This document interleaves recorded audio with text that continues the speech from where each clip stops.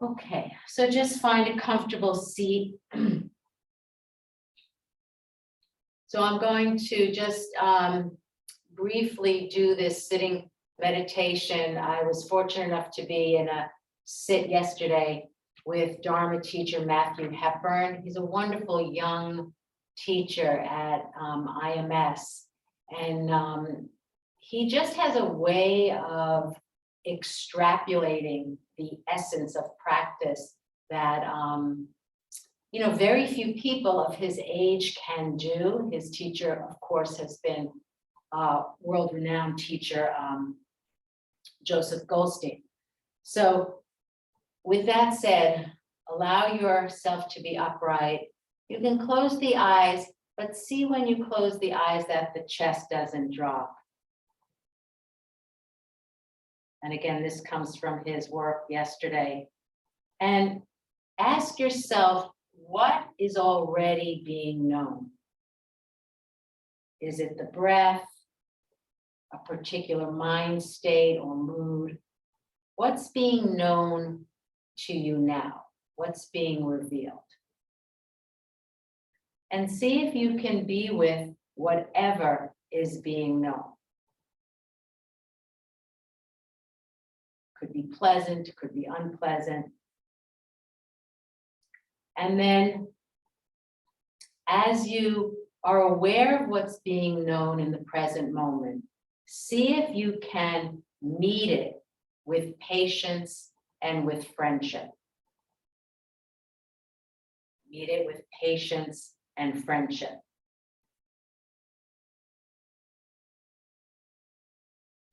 And then ask yourself, is it helpful for you to ask the poignant question of what is lacking? Can this moment, this very moment now, be enough?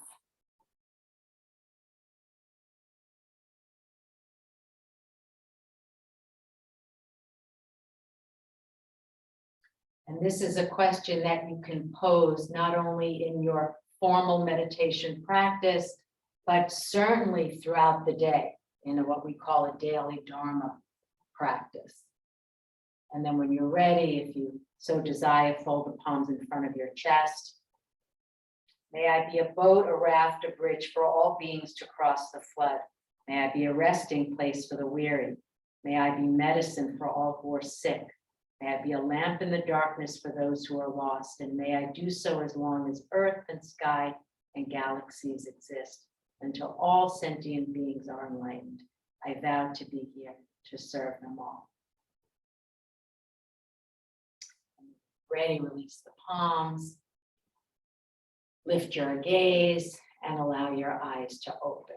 So welcome, Carla. Anyone who, I think I've addressed everyone. We're going to start in a very organic, quiet way, Supta Baddha Konasana with vertical trunk support, not horizontal. Horizontal is more active, and this is what we often say, it's more of a, to relax the organic body. So we're going to do, we'll do Upavishta Konasana afterward. I'm just going to tell you a little bit of the heads up.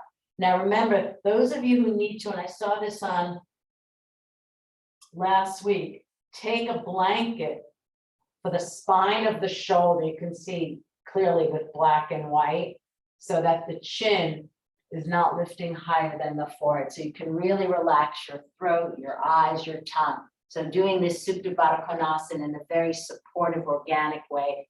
And then the arms can go out to the side, not overhead to alert the brain.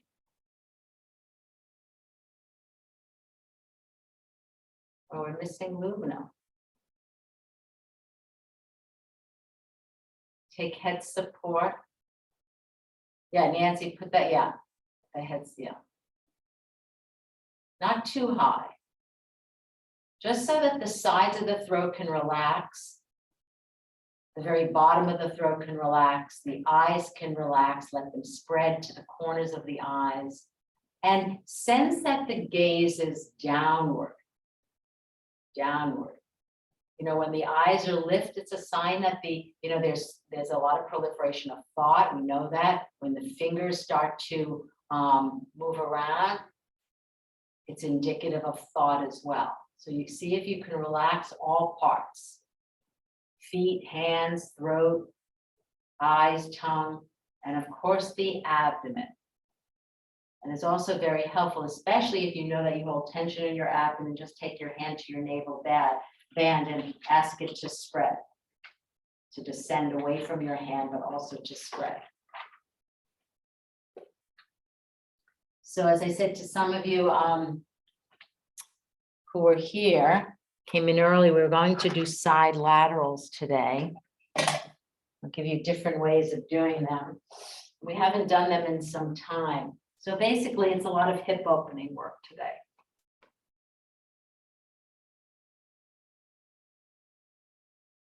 Now, if you want to take the arms to Urdhva Hastasana, then do so, but again, keep the brain quiet, maintain the downward gaze, and then hold your wrists or your elbows or upper arms or forearms for that matter in Baddha Hasta.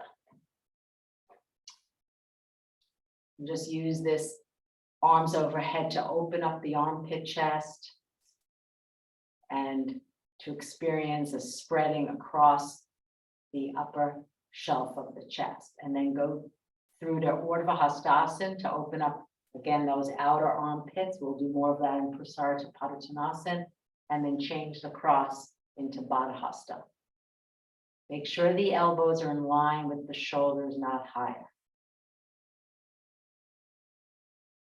Keep pressing the feet. Some of you might find that as you stay a bit longer, the feet can come into the perineum. Press the feet, widen the thighs away. If you're holding tension in your outer thighs, then blanket support at the back of the outer thigh can help a lot. You'll feel that when we come to do Padmasana, supine Padmasana. Okay, and then return to the horizontal arm position and really take the arms, just take a glance at your right hand, left hand, and turn the head to do so. See that they're in the line with the shoulders, so you're really spreading the organic body.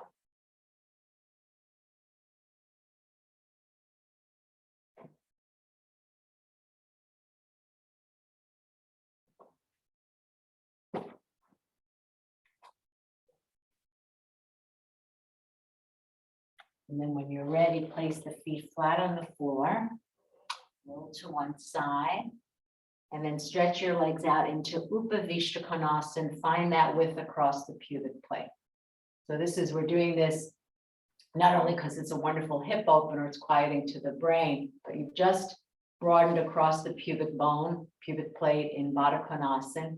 Look at the feet, see that they're perpendicular, and seal the legs to the floor. You don't need to go to the widest possible Upavishta Konasana, and then press your fingertips into the floor and make your trunk absolutely vertical.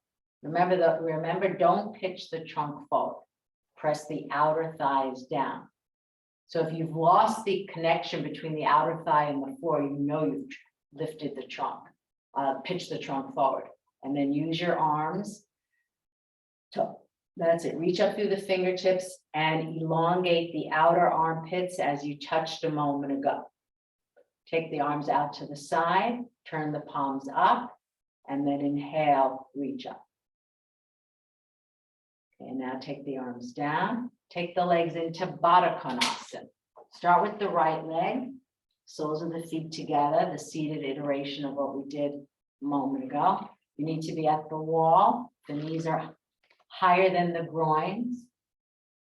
Yeah, Beth, you can put that, or you can take looks like a little towel there, or you could use a belt.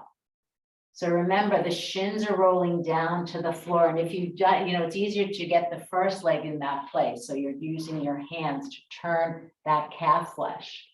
Press the soles of the feet strongly together and widen the thighs away.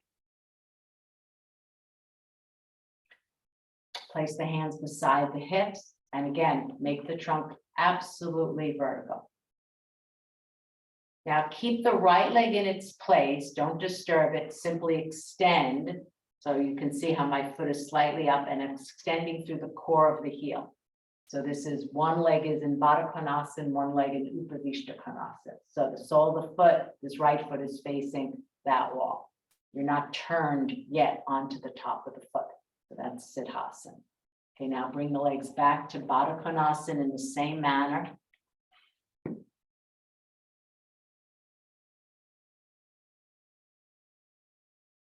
Lift up.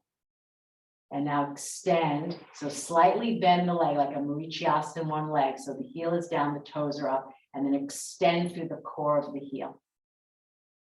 So this will have, for those of you who are unable, to get the knees down, it's true, you can go to the wall and that will help, but this is another means of getting there. Doing one leg in Baddha Konasana, one leg in Upavishta Konasana. Okay, now stretch out the left leg back to Dandasana. All right, now we're going to come into Artist Siddhasana. So I'm going to separate the feet by a little bit apart so you can see. And then I'm leaning forward, I'm holding the top of the foot. And this is the thing, you have to turn your foot. Keep your right hand in the pit of the knee. So now you're coming onto the top of the foot, the metatarsal, right? So the heel is right in front of your pubic plate, good Mary Beth. And decentralize that left leg. So this is Ardha Siddhasana. Gail, it'll be easier to get the foot, the heel in line with the right in front of the pubic plate if you decentralize that left leg. Okay, now extend, same thing other side. So again, reach forward, hold the foot from underneath. You have to turn the foot. You have to turn the calf flesh. So the shin is coming closer to the floor and aim the left heel in front of the pubic plate, and of course, decentralize the right leg. All right, now the left leg, keep it in its place. Simply take the right leg and bring the right foot in front of it. So it's Siddhasana, not the full pose, but we're doing it this way today. It's easier for most people when the heels are in front of the heel. Elaine, that's good. You leaned over, that's good. Okay, now keep the right foot in its place.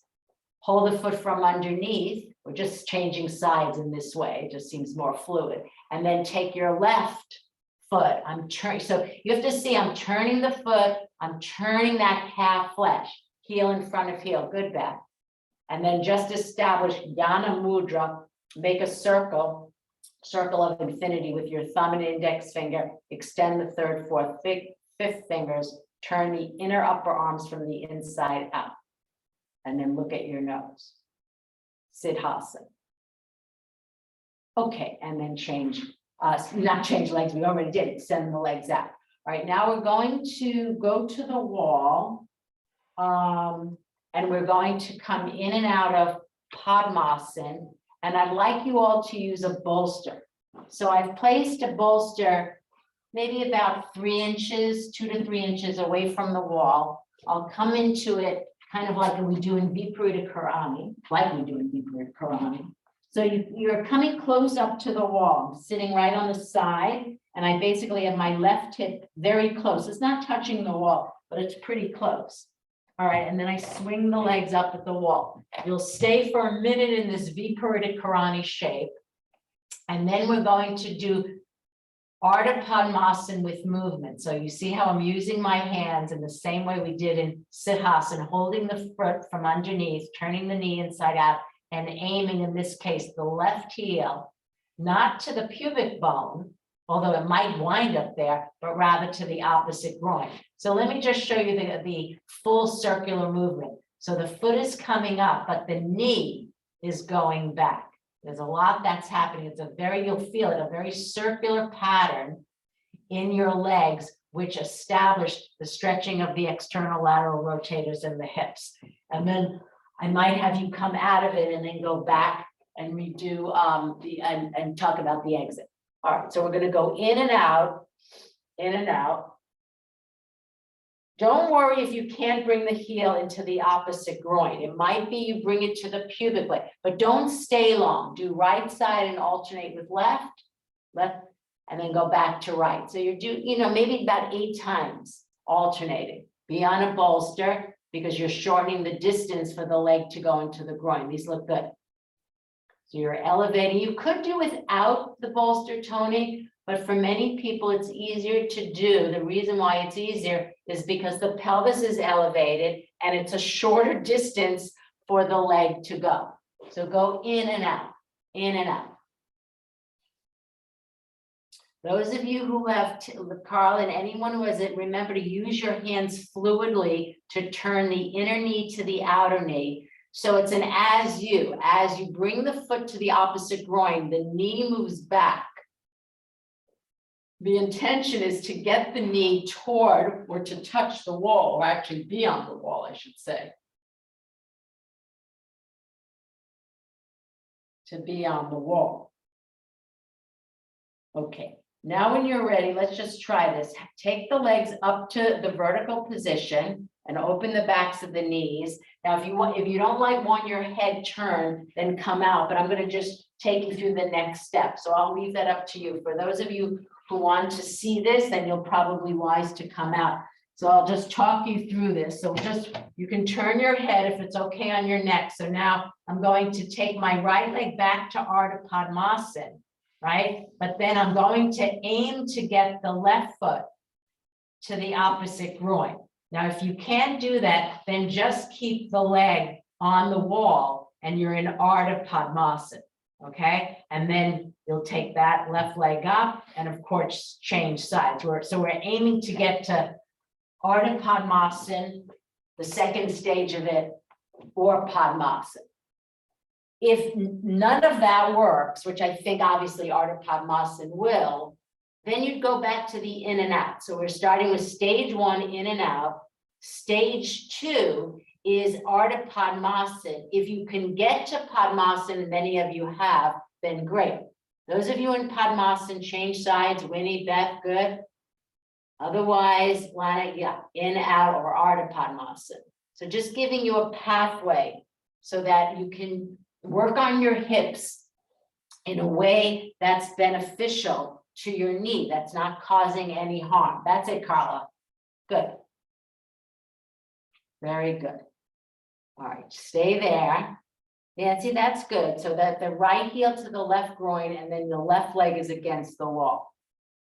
Or you could do the Siddhasana shape. It looks like what you're doing, Nancy. Okay, now everyone, for and from the knees, stretch the legs up on the wall, straight legs, because you've been in that knee flexion.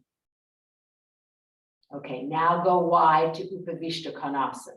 Not too wide, 3 feet apart, keeping the inner edges of the feet running. Looks like, Elaine, you got hemmed in there. If you've come away from the wall, hold the bolster and shimmy your buttocks. That's it, Mary Beth, back to the wall, because that's oftentimes when we work with movement that happens.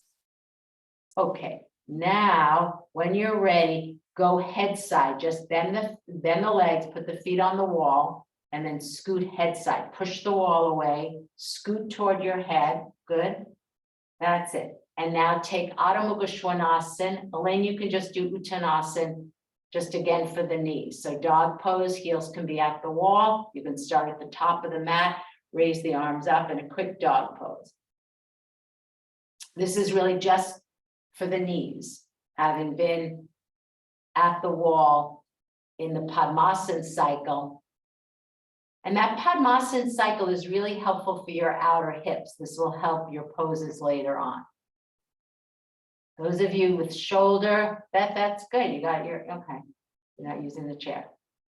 If you have shoulder wrist issues, just do dog pose with the hands on the seat of the chair or hands on the wall in Uttanasana.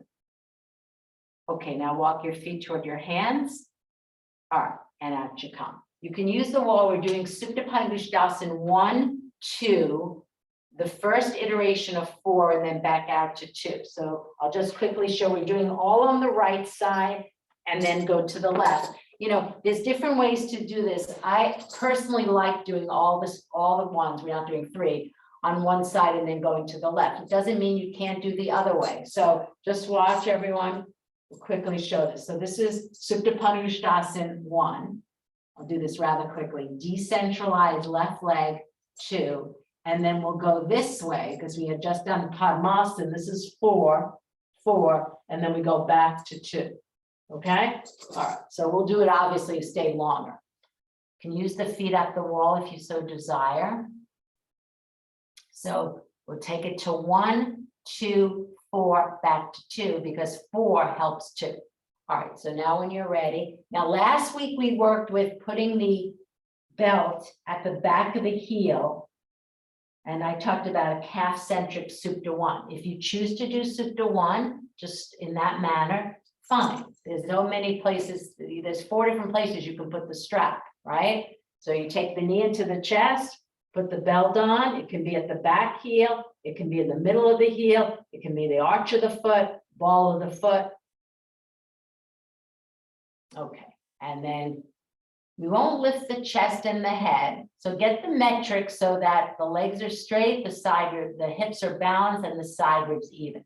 Today's we're spending less with hamstring and more with hips and inner thighs. Now, here's the thing. Decentralize, if your foot is at the wall, that's fine. Decentralize the left leg from the get-go. That's really important versus taking the leg out to the side, then decentralizing. Because if you decentralize the left leg first, it prevents you from going with the right leg.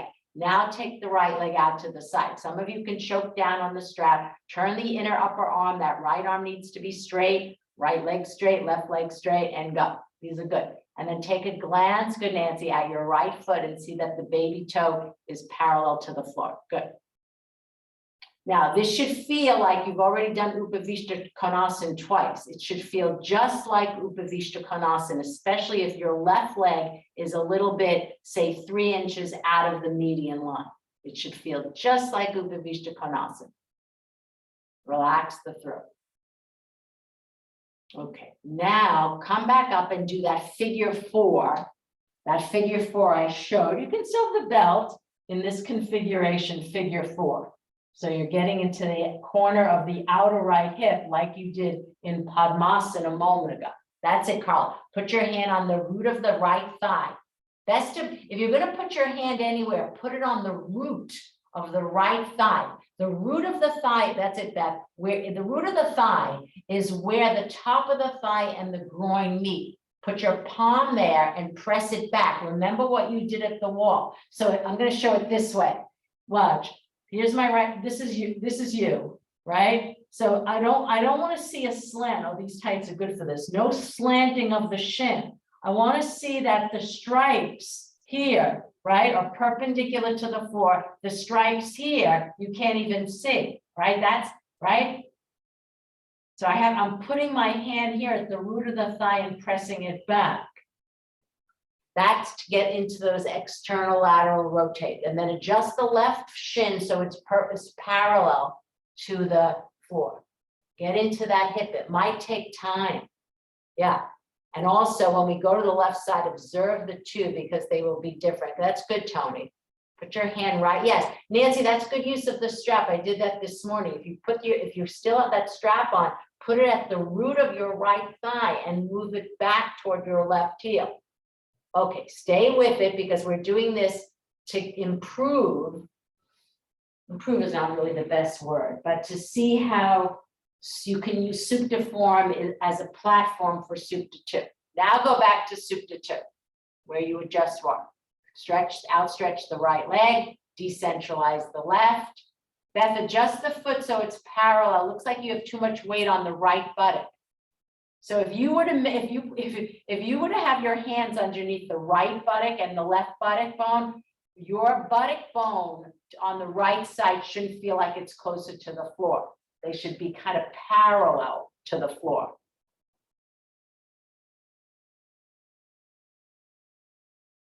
If you feel more weight on the right side, simply raise the right leg a little bit up in the air. And now keep extending through the left arm so you feel that same spaciousness that you felt in Supta Baddha Konasana. As I've said many times, Supta Padangusthasana 2, yes, you're stretching the inner thigh. Yes, you're burning across the pubic bone, but it's such a wonderful pose for this organic space. Take the leg up. All right, extend through the core of the heel. Take the left knee in, same thing. So we're going 1, touching 1, out to 2, to 4, back to 2. Put the belt on in the same place and take the left leg up and then move the leg. Any amount, maintaining the metrics of Supta Padangusthasana 1. Even side ribs, left hip moving to the right.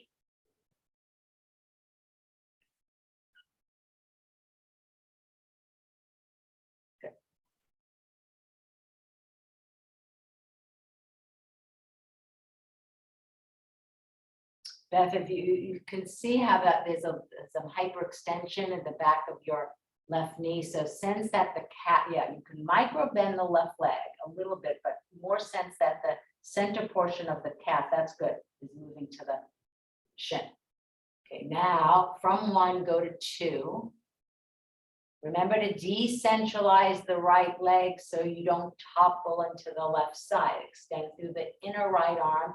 Keep the left arm poker stiff. Turn the left inner upper arm inside out. Otherwise, if you let the deltoid roll down to the floor, it's unhealthy action on that rotator cuff. Stay there.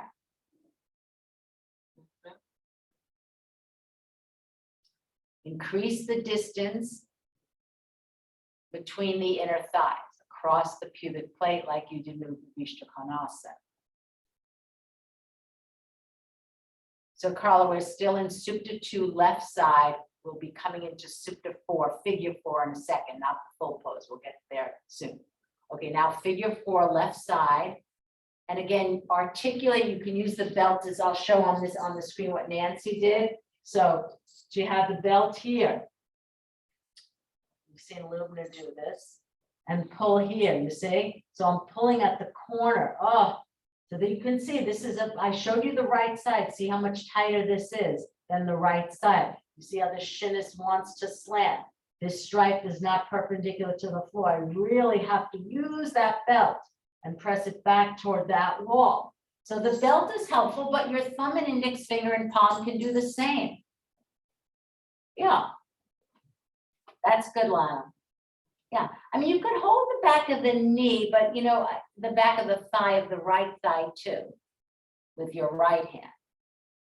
Sometimes people struggle with keeping that leg upright, shin perpendicular. So you could hold, and if your arms are long enough, in this case, the right arm, it might be easier. But do it just so the shin, yeah, flex through the heel, so you're activating the arch. We spoke of that in the aging class, activation through the arch. Spread the toes.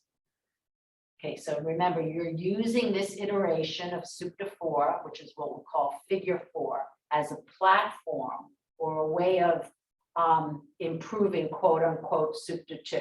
So now when you're ready, extend through the core of the right heel, decentralize the right leg, and then go back to 2. Back to 2. Check in with the right and the left foot, see that it's parallel to the floor, and now increase the distance between the sides of the pubic bone. Now just try this. We didn't do it, I know, on the other side. Bend your right leg so that the heel is up, the toes are up, the heel is down. And now decentralize the heel out of the alignment, kind of what we did when we were supine. And now move the right leg further and further away. So you're getting a really wide Upavishta Konasana. Yes. You know, usually I know I've been in classes where Patricia said, don't be like an extremist in terms of decentralizing the other leg, but now I kind of want you to go to the extreme of decentralizing the, yeah, that's it. Yeah, Mary Beth, that's good. You can bend the leg and scrub through it, because in a moment we're actually going to do Upavishta Konasana. All right, now come back to Supta 1 and then bring the leg back down, bend it, extend it. Now go to Upavishta Konasana again, widening across your pubic plate in the way we typically lift up and go forward. Lift up and go forward. Now there is a pose in which the leg, if you can imagine one leg here, which is quite, it's not Upavishta Konasana. If one leg was here in line with my hip, which I cannot do, and the other leg here. So it's not that pose, but go a little bit wider. Beth, you're quite wide. Yeah, so we're not aiming to get the leg in line with the hip. That's Samakonasana. But we're aiming to get more width across the pubic plate. And we're going to use this pose as a platform to do this pose standing, which is Prasarita Padottanasana. So you can see how the sequence is tied in, each pose links with another pose. Okay, if you can go a little bit wider, here's your opportunity. But make sure that when you go wider, your outer thighs, I'll show from profile, are not lifting up off the floor and the chest is pitching forward. So I have to keep the connection of the legs to the floor, and my lower spine has to be upright, not pitching forward. So that's the truth of this pose. And then remember to keep the feet absolutely perpendicular. So extend through the core of the heel. So in a moment, we're going to do this pose, as I just said, upright. Now, quickly, with your intentionality of not losing the connection of the legs to the floor, lift the arms straight up. And then see if you can bring the palms together. When the palms come together, there's a chance of the elbows bending and the arms coming forward. If that's happened, do it this way. Take the arms out to the side, turn the palms up, and then with movement, touch. With movement, touch. With movement, touch. And then when you're ready, well done, take the arms down, come back to Dandasana, and we're going to Prasarita Padottanasana. We're going to do the first stage and then take the trunk in a dog pose position. So just like you had the legs apart a moment ago, take the legs 4.5 feet apart. Put your hands on the indents where the top of the thigh and the buttock meet. There's indents on the side. So this is the roots of the thighs. You can see my hands are on the roots of the thighs. This is the indents. And then bending at those indents, keep the legs straight, inner knees firm, take the concave. Most of you will find coming on to, I think in this class, fingertip, some more flexible like Beth probably can be on flat palm. Good, if you show me in profile, that would be the ideal thing. Now look forward from the bridge of the nose, so you don't get that horrible bend at the back of your neck. That's good.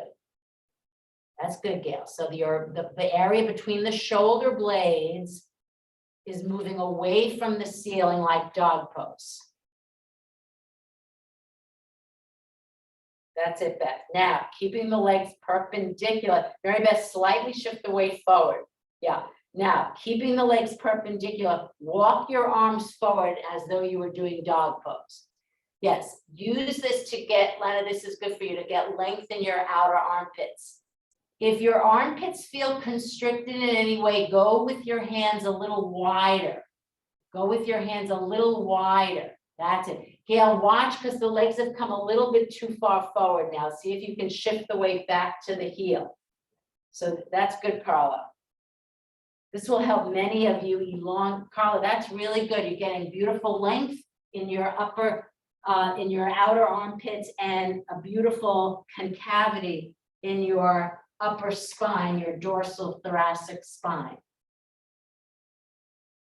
Use this to elongate the armpits. Good. Now walk your hands back to the very first stage, concave back. Good. Beth, you can go flat palm. Yeah. And even this is, it's almost like your legs need to be a little wider apart. Not that wide. Not that wide. Yeah, I just don't want your shoulders higher than your hips. Okay, that's good. Now place the hands on the hips and inhale, up you come. It's almost like we need, Beth, for you to drop the floor below you. All right, now we're doing Parsvakonasana. What do you think about if I stand on blocks? I like that idea. For you, it's and clearly I've seen that before happens because you have a lot of flexibility in the hamstrings, but also in the lower spine. All right, everybody, our very favorite pose. Now, remember, if you're the type of person who needs a block for Parsvakonasana, I'll tell you who needs what, then do so. But watch, remember this one, we've done it a lot. So I want to abduct at the left hip and extend. All right, I like some of you put your hand here. I like that. I've seen that on the screen before.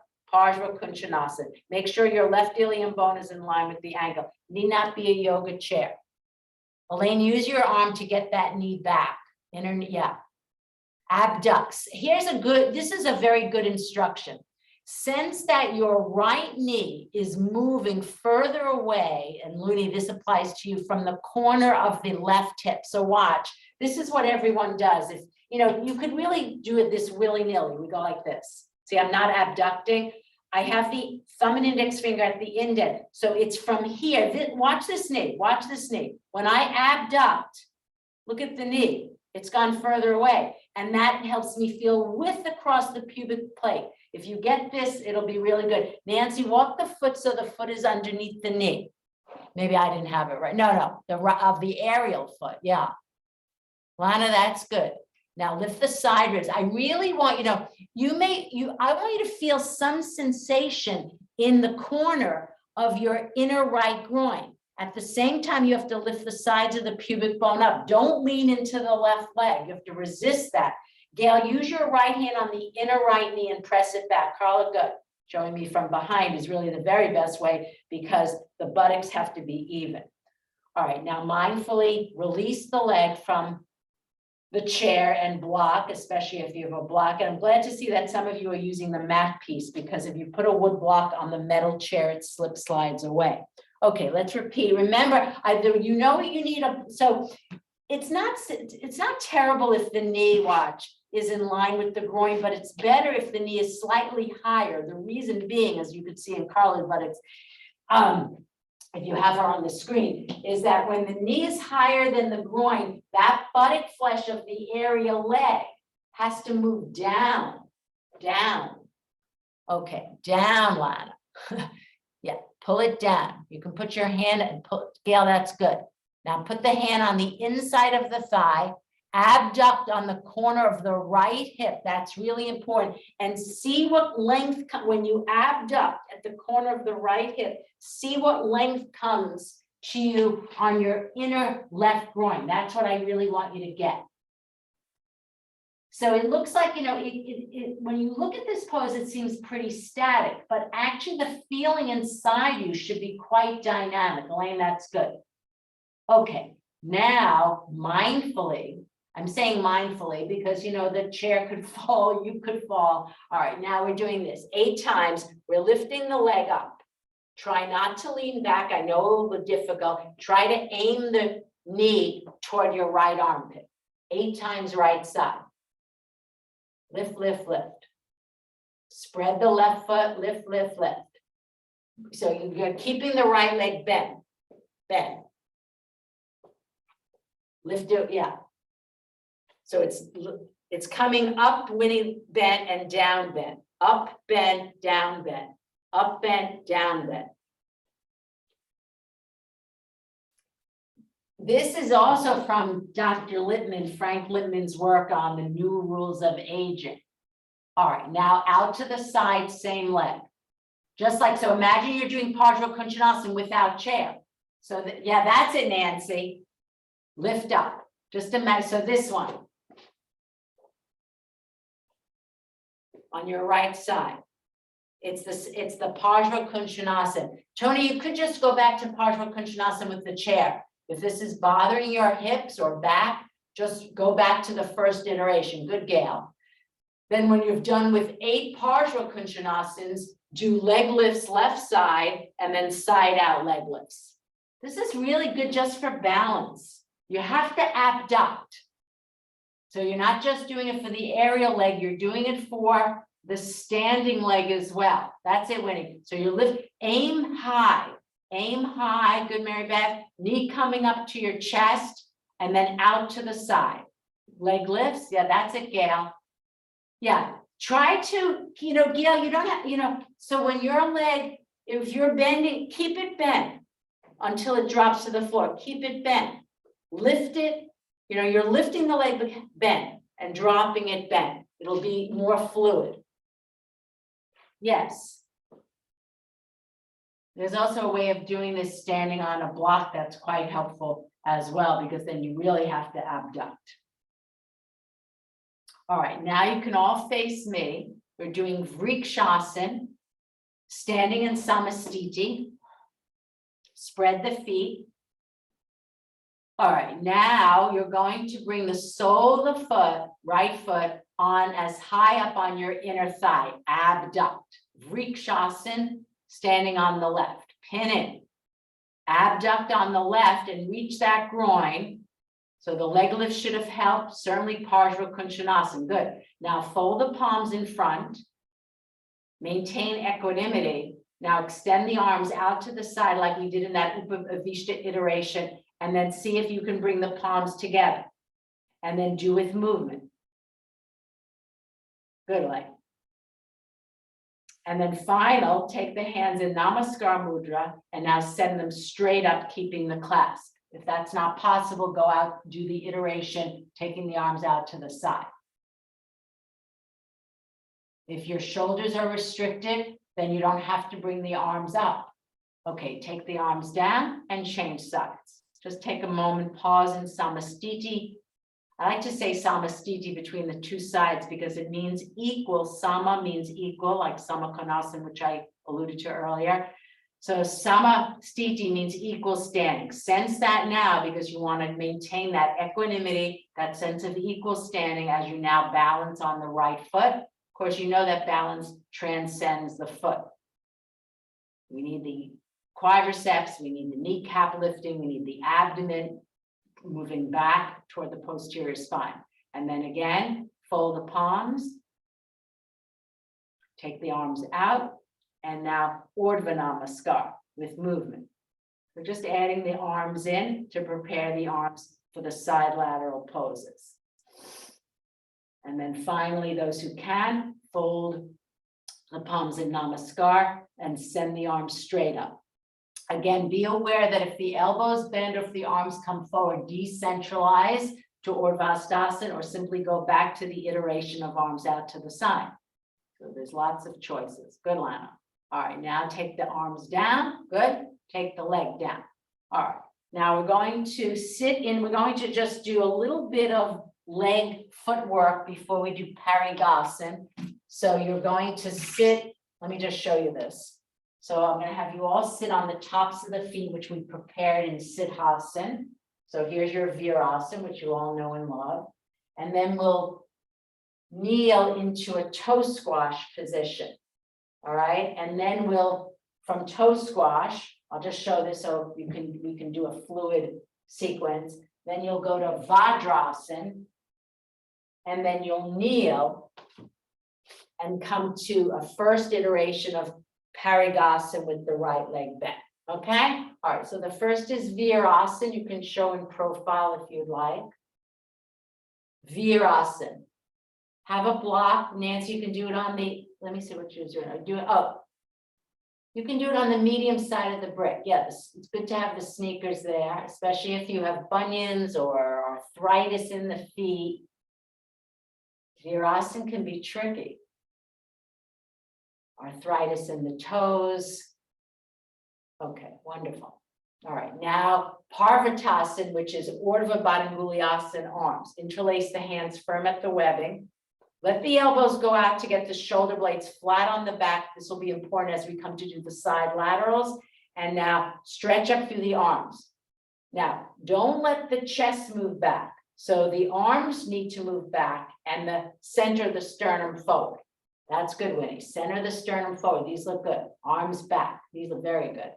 So watch the abdomen. Don't let it push forward. Tony just draws the abdomen slightly back. Good. Now change the swap. Now, this way of doing Urdhva Badanguliasana is very helpful versus doing it this way, this iteration, taking the hands, the backs of the hands on top of the head. That gets the shoulder blades flat on the back. Then you reach up. Beth, you could do just to one arm, right? Maybe turn the skin. Yeah, use your hand to turn that skin, turn it. And that will help. Or even take the arms out to the side in that manner with the palms up. Although you did do dog pose, which was good.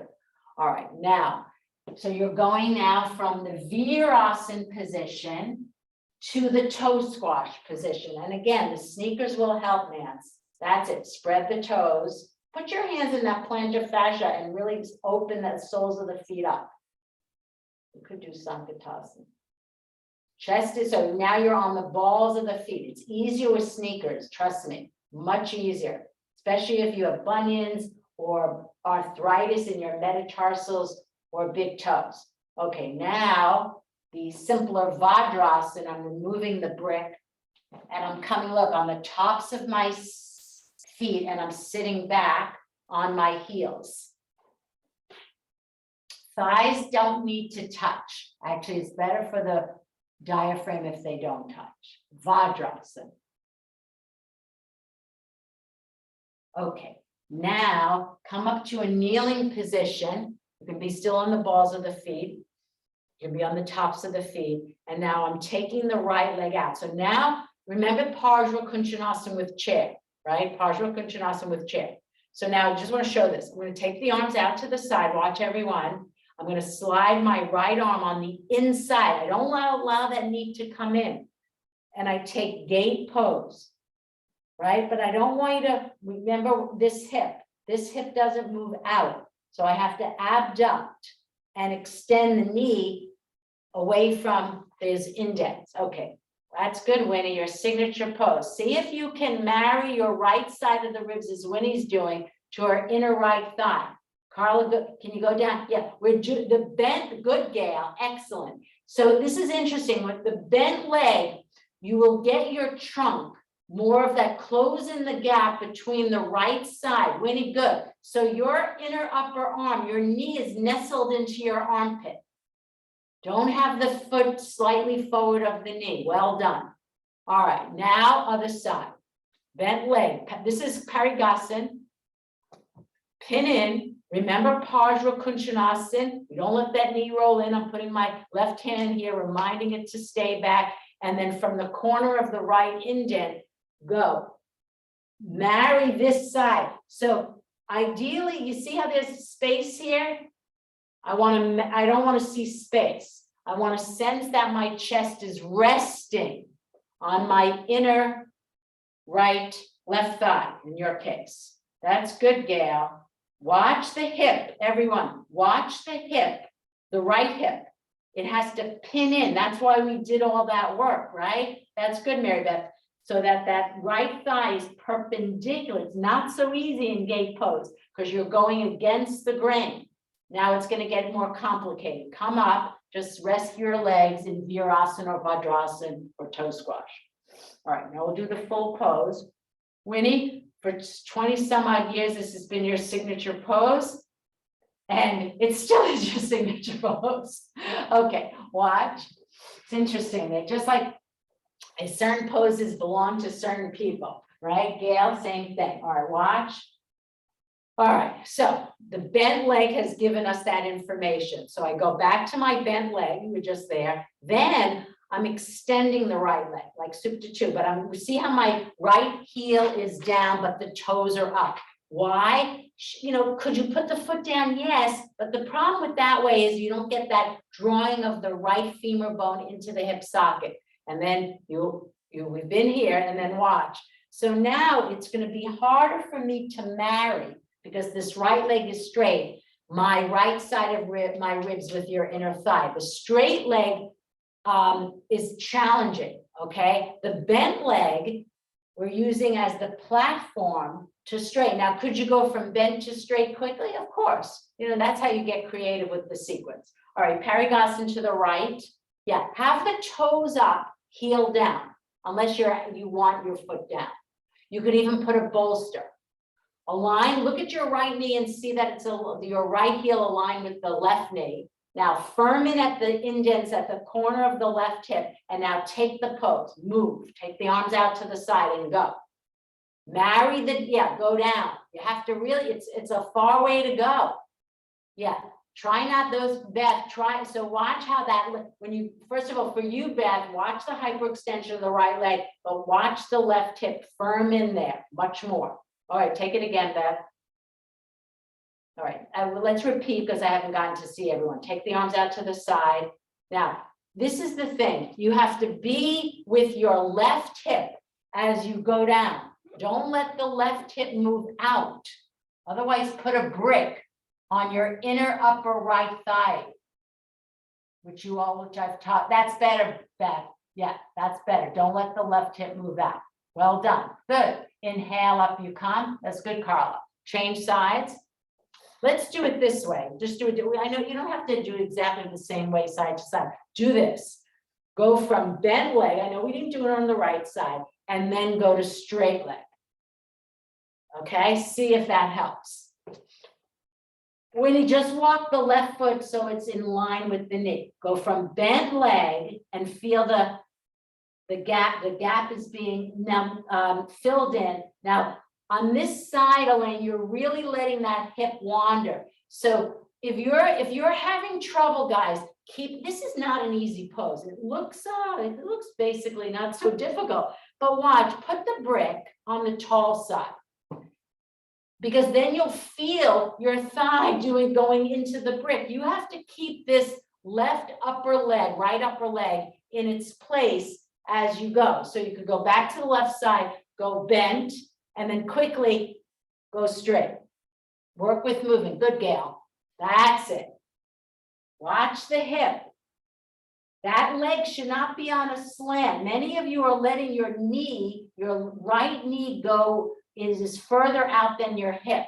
Just check yourself in the mirror, meaning on the galley view. All right, we'll spend some time on Beth. The block really helps you, and I think it would help Elaine, as well. All right, so now let's try it one more way. We could spend another hour on this pose. Let's do it this way. So I'm going to my bent leg, which we did, and then I'm going to my straight leg. This time I'm going to think about what we did, I don't know, a half hour ago.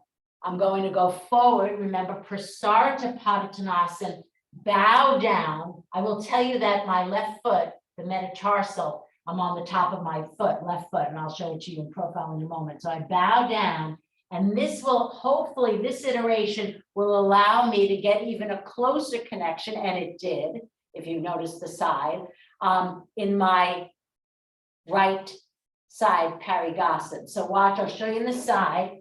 So my left foot is pressing into the floor. I start with bent leg, I extend it, and then I bow down. Now notice, and you can see from the profile, in bowing down, the buttocks will move back. That's fine. But as I crawl around to my right side, both buttocks have moved forward. I hope that's perfectly clear. All right, so let's try it that way. So we're using basically, and this is how I like to teach, a pose that we did earlier on, Prasarita Padottanasana, to inform Parigasana. Okay, now extend the right leg. I'll mirror image you. So you were here, you're doing the right leg, then you're here, we're not going forward, and then come forward. So you're lowering down before you side bend. The lowering down before you side bend will get your right side closer to your leg. Now walk around, crawl around. Good, Lana. Walk, walk, walk. So because you're lower, the right, it should be it, but now you have to face me. Remember the metrics or the shape of the pose. Okay, change sides. Let's do it again. So you imprint this on your brain. All right, now you're going to the left. So start with bend, then extend, and then bow down. Now, because you're lower to the floor, there's more of a chance of alert the left side of your rib cage, and then walk, walk, walk to the left, and then face forward. Remember, we're aiming to marry the left side of your rib cage, that's good, Mary Beth, with the left side of your body, but still keep the metrics of the right hip. And now inhale, up you come. All right, now let's use Parigasana as a platform for Utthita Trikonasana and Utthita Parsvakonasana, but we're going to do it on a diagonal, so it'll feel good on your hips. All right, watch. So when we do Utthita Trikonasana on a diagonal, I'm putting my right foot, I'm lining my right foot in line with the frontal edge of the mat, and I'm stepping back with my left leg so that my back heel is to the back edge of the mat. And then that allows me to feel the same thing that I asked you to feel in Parigasana, the femur head drawing back. So watch, we're going to do Utthita Trikonasana to the right, and then keeping the hand on the inside of the right leg, Utthita Parsvakonasana to the right, marrying the rib cage with the thigh. All right, so we're going to do Trikonasana, Utthita Parsvakonasana to the right in a vinyasa pattern, and then to the left. Lana, if it bothers you, Utthita Parshvanathanasana, just stay with Utthita Trikonasana. I have to run anyway, Ronnie. Thanks. Oh, I'm sorry, Lana. It's good to see you. All right, here we go. So yeah, you can jump the feet, Mary Beth, but for the diagonal, it might be easier to just place the foot. That's it, Carla. Use your plank board. Okay, so you're good, Gail. That's a beautiful, Gail. That's a beautiful arrange. I'm going to spotlight Gail because with the red mat, I think you can see her diagonal better than mine. Just let me pause here. I'm spotlighting Gail so everyone really sees that red mat is, let's see, Gail, where is she there? Okay, spotlight. Okay, so you see, so this is very good, Tony. This working the side lateral poses on a diagonal is really good. So now, Gail, since you're on the screen, take Utthita Trikonasana, keep both legs straight. That's it. Really feel the good. That's it. That's Utthita Trikonasana to the right. Good, Gail. All right, and then keep the legs straight. Inhale. Oh, actually, come back up, Gail. Now bend the right leg. I might as well take you through the whole thing. Yes, and now aim. Take the right arm on the inside as we did in Parshvanathanasana and gate. Yes, press the arm into the knee, and now extend the arm toward the window. That left arm. Yes, there you go. Beautiful pose. And now press the feet, straighten the right leg, and inhale, up you come. Thank you, Gail. All right, I'm removing you from the spotlight. Okay, everybody get your legs established like Gail had. You really saw that diagonal quite clearly. All right, now, especially those of you, to anyone who has a hip issue, this is actually a much better way. Now, yeah, Nancy, so here's the way you start with the foot, right foot, I should say, I'll just mirror image you, in line with the edge, and then step back. And there's a tendency also not to have the legs wide enough. So your left foot is behind your right. All right, now extend your wings, keep the legs straight. Now exhale, come into Utthita Trikonasana. Keep the legs straight. Come on, remember all that, beautiful, Nancy. Feel that drawing up. If you don't feel it, lift the ball of your right foot off the floor, which, Carly, you already have. If you lift the foot up off the floor, I know it ideally should be right foot. So Utthita Trikonasana, the arms are extended away from each other, like this. Okay, now come into Utthita Parshvanathanasana. Take the hand as we did in gate and Parshvanathanasana. Good. Marry the right side. Okay, these look really, really good. Now come back up to Utthita Trikonasana, straighten the leg, straighten the leg. Now the arms are in a different configuration and up you come. All right, well done. Take time to get your left foot situated into the front of the mat. Step back with the right.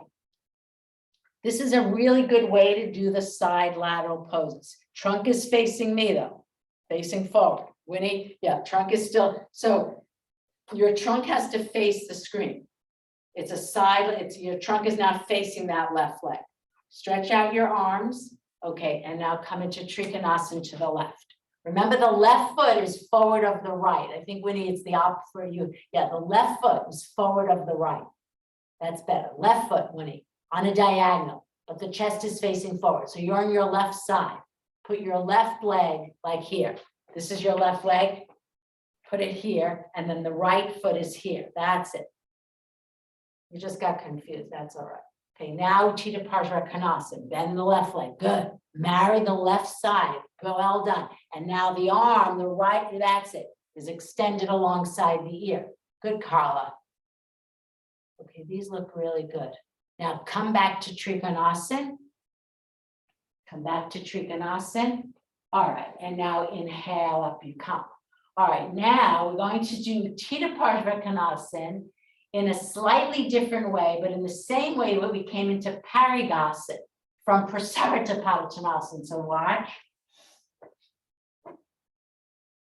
All right. So remember Prasarita Padottanasana 45 minutes ago. All right. I'm taking the trunk to concave, then I extend forward. Now, just like you did a moment ago from Trikonasana, I bend the right leg and I crawl over. Remember, we did that in Parigasana, and I take it this way. So I would say in this iteration, you have the best opportunity, marry your right side to your right inner thigh because the chest is already down. I hope this all makes sense. I really do, because it's kind of a, not that it's it is a creative sequence, but it's all tied together. All right, using certain iterations to make others happen. All right, take the legs wide. I'll show in profile. All right, take Prasarita Padottanasana. Look forward from the bridge of the nose. All right, your chest is lower, right, than it was upright in Trikonasana, what Gail showed. Now, simply turn the right leg out 90, bend the right leg, and crawl over to your right side, aiming to get the right hand to the floor and then facing forward. Remember the geometry, the trunk is facing forward, Uttita Pajrakonasana. That's it, Carla. Take your time. Walk, walk, walk, walk, walk, walk. All right. Now come back to Prasarita Padottanasana, trunk forward. You can do it from the forward position, even more forward, the dog pose. Now turn the left leg out as I'm doing, bend the left leg, alert the left side of your rib cage and crawl. I say crawl because I want you to keep low down, but then the trunk really has to face forward. So that's it, Nancy. That's really good. Winnie, that's it. Now you have it. Okay, and now crawl back to Prasarita. And now rest your head down, those who can. Bring the head to the floor. You can hold, some of you will be able to hold your outer shins to do that. And go down. If you're not taking the head down, Elaine, just stay in the concave position. All right, good, Gail. And now place the hands on the hips and inhale, up you come.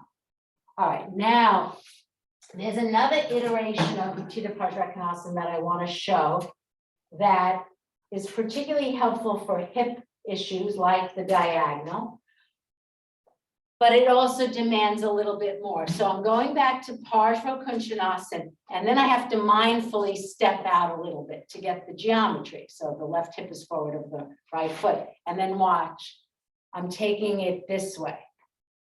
All right, now, after we do this, I'll show you from behind. We'll still be on the right leg. I'll take you through it, don't worry. So I take it here. Then I'm going to let the chest come forward and aim to hook my hands.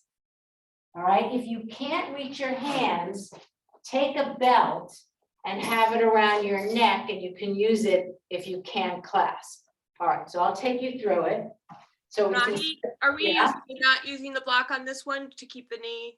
No, let's not use the block on this because it's a different, that is a good question, but because of the geometry of Uttita Pajrakonasana, the knee is not higher than the groin. And remember, Pajrakonasana is more of a therapeutic pose to help the inner thigh. So this is like to produce, Mary Beth, the same shape. So we're here. Now, Do you want us with our back to you or front? What's preferable? either way, Carla, either way. I Okay. mean, I appreciate the back, but if you want to do the front, it's fine. Now here, this is what I would say. It's a little bit cumbersome to step out, and I taught this in my workshop. What I would do to mindfully, to be safety, I would bring the chest forward and then hold, you see, I have my hand on the seat of the chair and I'm stepping out. I think for safety wise, it makes sense. I also have the sneaker on. So remember, this left leg is much further out, Tony. See? Do you remember this? Yeah. So look at the shape. All right. Then I take my right arm and I come into the first position. All right. Then I let the trunk come forward toward the screen and I hook under. So you can see I'm taking the right arm behind to my back buttock. And then with my hands on the right buttock, I move it forward, or you can use your belt. So that's it. So the right buttock is moving forward, but the left thigh has to move back. Take your time because this can be tricky. Tony, be careful with this one. You don't have to hook, just stay in the first pose, which is actually helpful for the hips. All right, now mindfully come back up, hold the seat of the chair, walk in because you could fall, and we'll do the other side. And then I promise you this will be the last one. All right, so again, you're starting in your Parsva Kunchanasana, and then leaning forward, and I'm stepping out. Now I'm just wriggling my foot. And then I come into Uttita Parsvakonasana with chair, which is how we do it for hips. And then I bring the chest forward and I hook. I'll exaggerate the hands hooking. And then, yes, that's it. They're showing me from the back. Now, Mary Beth, Elaine, those of you who are showing me from the back, Beth, don't let, the chest has to go back, but the left buttock forward, Mary Beth. And same, Beth, not the left buttock has to come forward, not the right thigh. It's tricky. It's a double action. So the chest wants to come forward, don't let it. The buttock, aerial buttock wants to move back, it has to come forward. And the standing thigh wants to come forward, don't let it. Okay, that's enough of that. All right, you can put the belt down. All right, we're not getting to the whole sequence today, but I think it can be exhausting. All right, now we got to go on our back. All right, so now we come back to Supta 1, full pose, i.e. hold the big toe, and Supta 4. So just let me show this in profile. Actually, this is I might have to send you this sequence because I will say this is a wonderful hip opening sequence. All right, watch. So I go to Supta 1, holding my big toe or the outer edge of the foot or use the belt. All right, so I'm here in Supta 1, full pose, but I want to take a little time to get there. Now I'm going to Supta 4. So I'm bringing the right foot into the crook of the elbow, or those of you who want to hold the right shin parallel to the collarbones. Remember with the iteration before this, figure 4, lift the chest, lift the head. And this is where all the work of putting your hand at the root of the thigh and the belt there hopefully draws its fruition. Is that clear? All right, I hope so, because this is like, you know, the crescendo. All right, Supta 1 when you're ready. And working with these two poses, let the poses evolve. Don't go right away to the final. Like make it a fluid progression. So work it. You know, there's no point in just holding the big toe, lifting the chest, lifting the head. Evolve your pose and take about, 45 seconds to get into the final, your final Supta 1. Take time.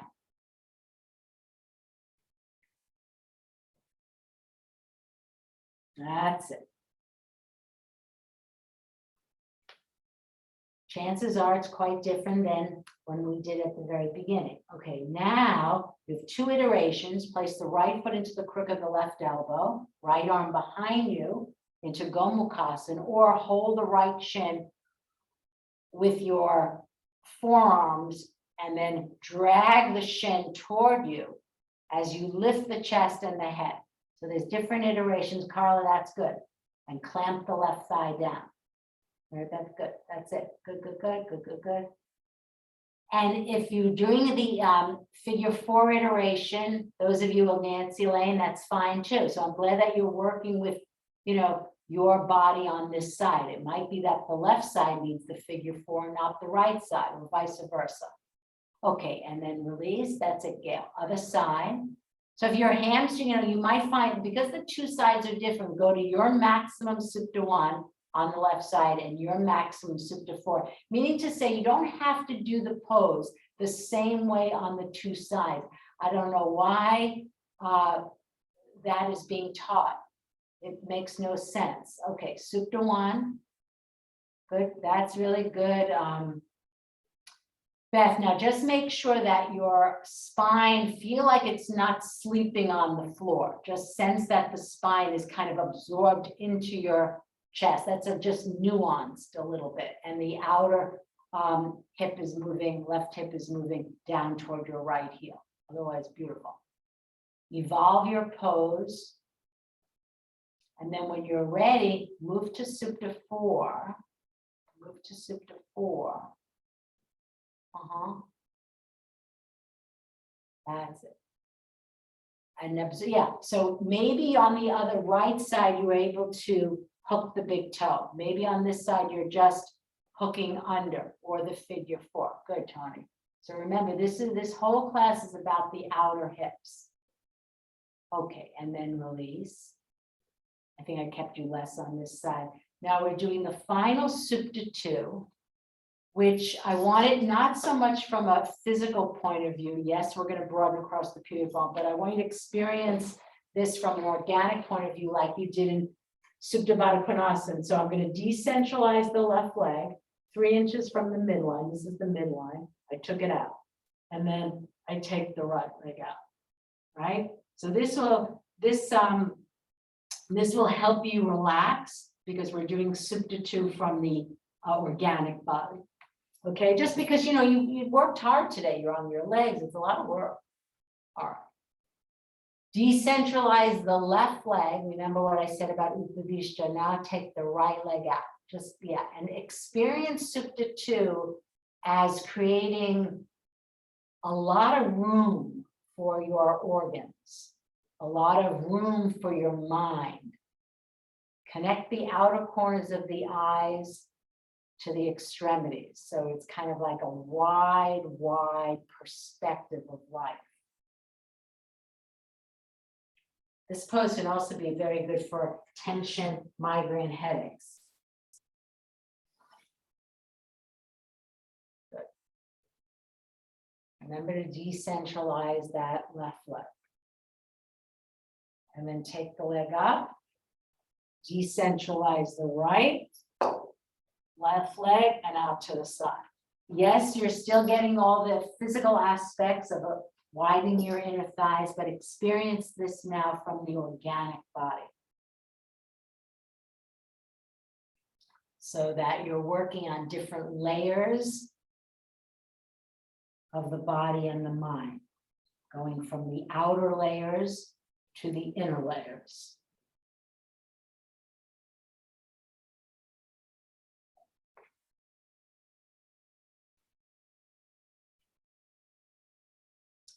Allow yourself to feel that quality of inner space, space within space.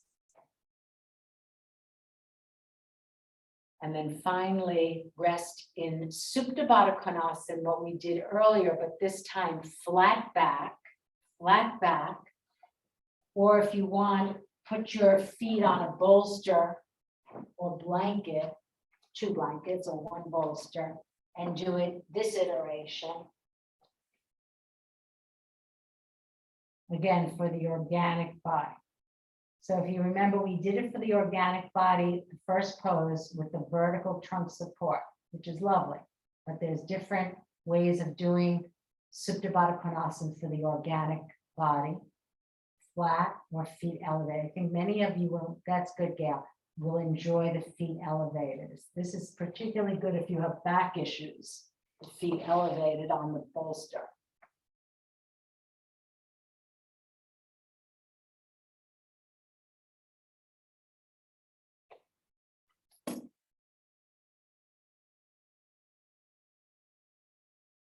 And just rest. Again, you can use your hand as though you're telling on your navel band, as though you're telling your abdomen to relax. Close the eyes, relax the eyes, the throat, the tongue.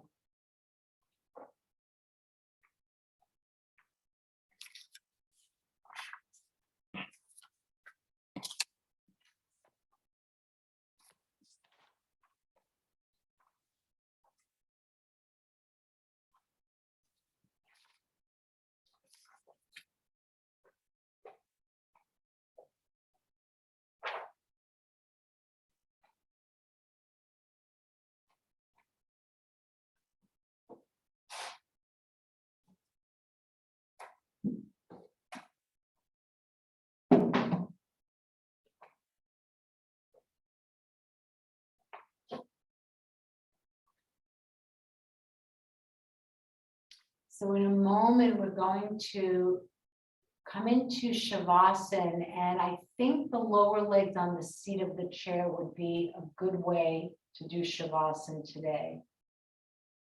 different ways, but some ways work better after different sequences. So again, I'm just gonna show this. So if you, many of you have a bolster, you can use the bolster on the tall side. Knees are slightly forward of the hips, so you can see the stripes are not perpendicular. And then use the bolster in the tall way, pronate the palms, flatten the bolster, and move the roots of the thighs toward the chair. That will help you elongate your lower spine. Again, very good way to do Shavasana for those of you who have had some chronic back issues. And then, of course, the arms come down, okay? You can put an eye pillow or on your eyes, which will feel nice. Yeah, Nancy, that's good. Yeah, that's good. Yeah, if you can rig that up, even better. You can rig up Nancy's rigged up the bottom rung, or even heels to the roots of the thighs on the bolster. That's really, I don't know how you did that fast. Okay. Just rest. Feel the body in contact with the earth and letting the earth support you. Feeling like you have nothing to do, that it's being done for you by the earth.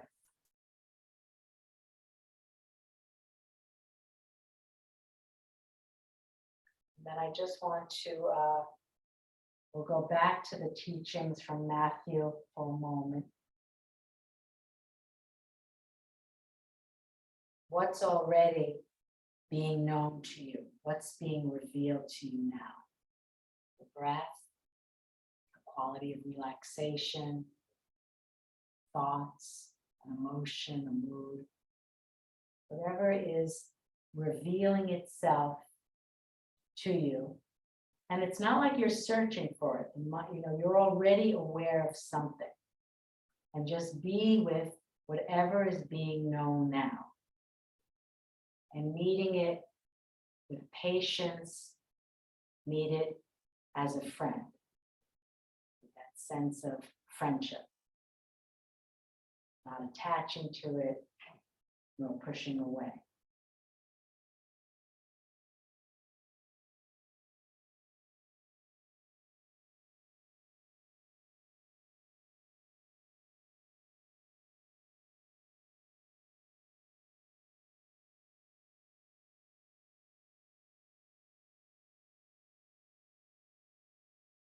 Ask yourself, can this moment be enough?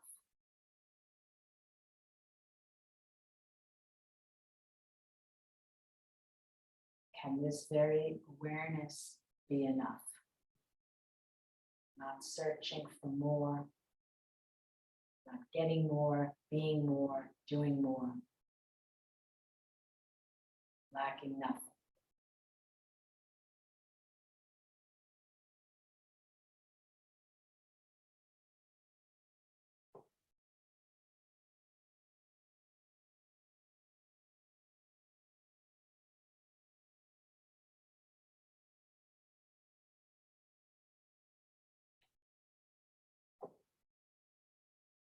See if you can rest in the awareness that you're not lacking anything, that you are indeed enough.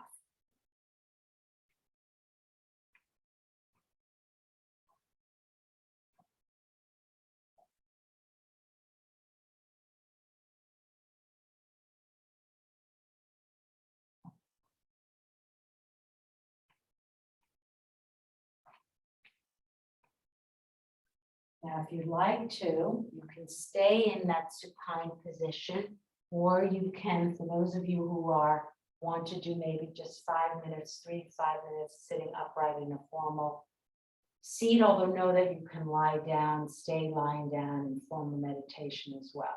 Whatever you feel like, if you want to transition, and some people do prefer to sit upright on a chair, on cushion, just transitioning from, say, a formal Shavasana to a more formal meditative posture. Since some of you I know have told me that it's nice to get your 5-10 minutes, we won't have that amount of time today, of meditation in when we're in class.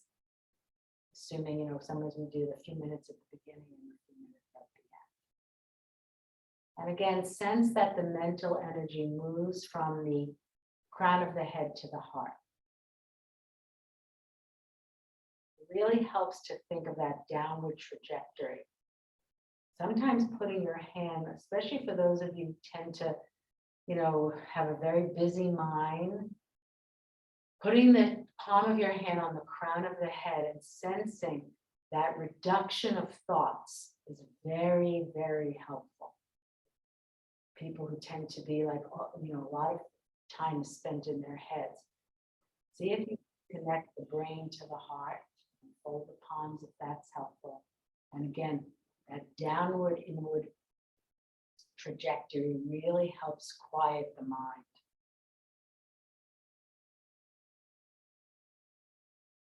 Breathing in through the nose and out through the nose. And if you find that there's still proliferation of the thoughts, then breathing in an inhalation for 4 through the nose, hold for 4, and out through the nose for 7, hold for 2, and then you can begin again. This is very helpful. So it's a 4, 4, 7, 2. In for 4, you can count on your own. Hold for 4. Out for 7. It's a longer exhalation than the inhalation. Slight hold at the bottom of the exhalation for 2. And if necessary, take a normal cycle or just begin that 4, 4, 7, 2 pattern again.